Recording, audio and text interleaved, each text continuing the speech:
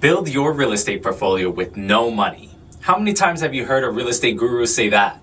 Let's look into the real possibilities that are easy to achieve.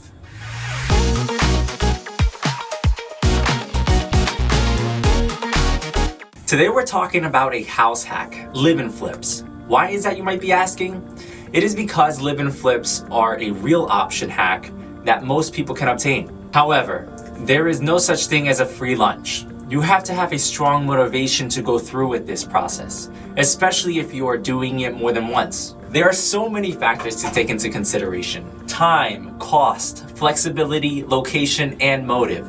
Before we get into all that, let's look into the real estate market and consider if this option is still viable. With the housing market currently experiencing a surge due to the lack of inventory, you can expect that it will be complicated securing a home that will meet all your criteria. This might mean it can take more time to find the home of your dreams. Either the home of your dreams is not available or the price of the home is not affordable. The CoreLogic HPI forecast indicates that home prices will rise by 3.4% from 2024 to 2025. To combat these increases, I have found that having personal real estate that grows alongside the market means that you don't have to worry about the prices of homes increasing, since yours will also go up. Finding a dream home can be challenging in certain areas. However, if you set aside that dream home idea and focus on bending some of those must-haves, there is a chance that you might be looking right over some homes that can give you an amazing opportunity for investments. I've actually done this myself. I pictured my family in a big colonial home living in the suburbs, but I barely had enough money to afford a row home in the city. A live-in flip wasn't my intention, but the house I bought was the house that I could afford. So I knew this house wasn't going to be my forever home. And honestly, it didn't even last us 2 years. When we went to sell the house, we put some of the money into upgrading a few of the details. It was nothing major, mostly cosmetic, and I did most of the work myself. Now, upgrading your home can have a great impact on your value. According to Bankrate, cosmetic upgrades greatly impact the value you get from your home. They say the best places to spend your money is on the exterior and on your kitchen. However, I'm gonna make it even simpler for you. What I have found is the best thing you can do to upgrade your home is to paint, replace flooring, and upgrade your kitchen.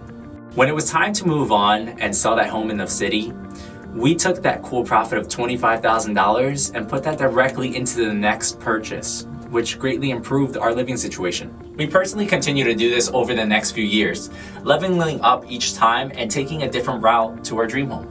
This strategy isn't for everyone. There are a lot of complications that can come throughout the process. Also, there aren't many people that enjoy moving, renovating, packing, and setting up a new home. You might be asking yourself, how do I get started?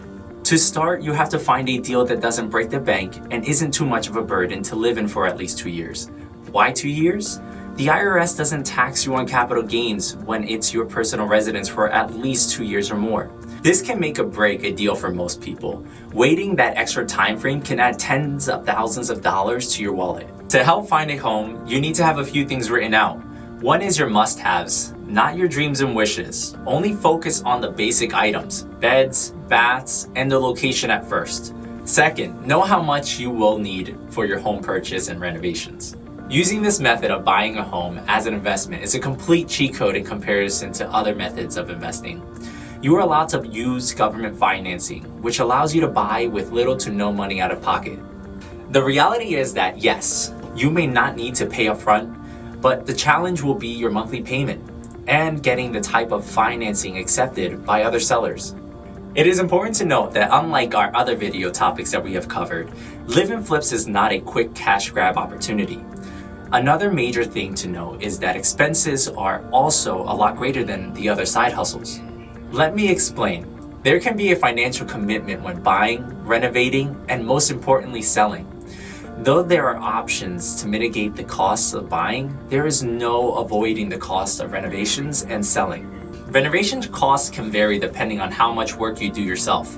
Projects as simple as painting a home can range from $500 as a DIY to $5,000 hired out. The whole point of this house hack is to plan on doing as much on your own as possible. Don't forget to leave room on your budget for mistakes and surprises. For example, at one of my live-in flips, I was given one of these surprise items by my roofer when he told me that half my subroof was rotted out, and that increased the bill by thousands of dollars. It's never fun to run into these expenses, especially when there is no budget for it.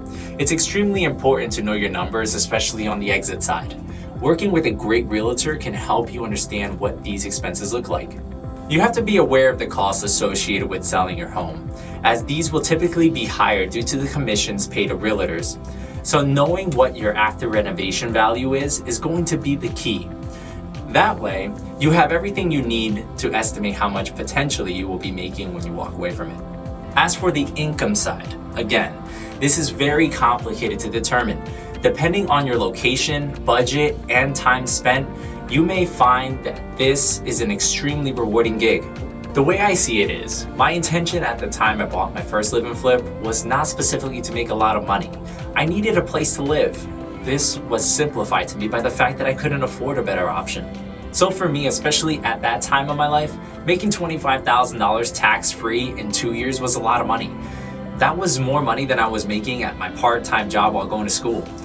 To me, it was a life-changing experience.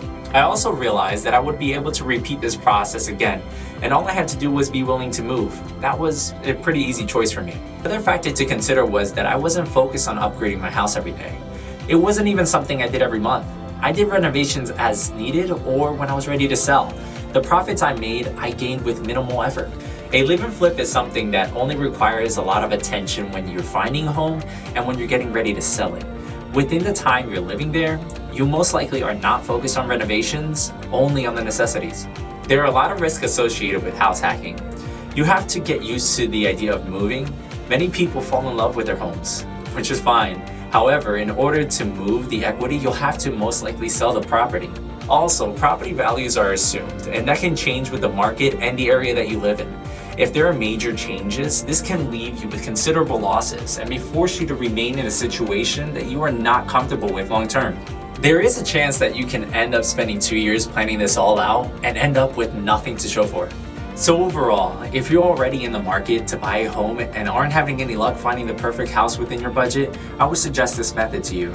Or if you're a person that is looking to get into real estate investing, this could be the perfect launch to your portfolio. The pros are that you would be able to gain a huge return on a small amount of money. On the other hand, it's a slow investment. 2 years out, requires you to move frequently, and needs a good amount of sweat equity. I have done this myself and I would definitely recommend it. If you haven't already, go check out our other videos linked in the description below. If you have any suggestions for future topics, let us know in the comments below.